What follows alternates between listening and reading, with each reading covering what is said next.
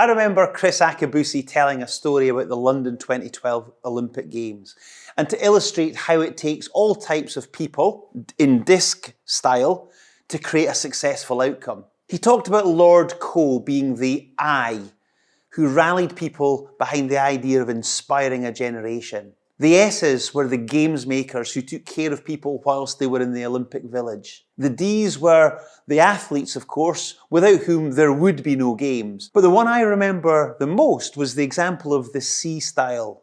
He chose to use Lord Coe's number 2, Paul Deighton. Apparently, when London was awarded the Games, Deighton pored over the Olympic Charter, which, by my recollection, was the manual on how to land an Olympic Games. He saw that in the building of the infrastructure of the Games, because of the sheer volume of the man days it would take, and looking at the records of past Games, it was almost accepted as an inevitability that there would be fatalities. Every Olympic Games since Barcelona has had at least one fatality. Athens had 14, Beijing had 10, Rio had 11. That wasn't something that Deighton wanted to accept on his watch. The result?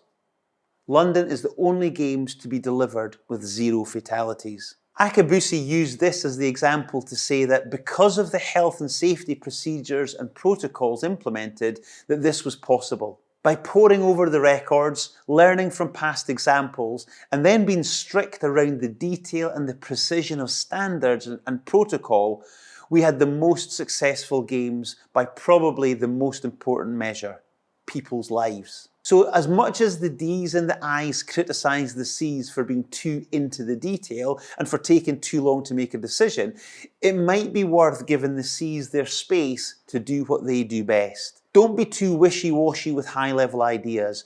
Don't rush them too much for a decision. That being said, C's, and you'll know this, you can suffer from a tendency to overanalyze, to overthink, and wait for perfection. And sometimes in life, imperfect action is better than perfect inaction. Here's the funny thing. I'll bet that any C's watching this will be off fact-checking this video. And you know what? Some of it won't be 100% right. But then again, I'm an I. And I know that I'll probably be wrong in the right direction. And for me, that's fine.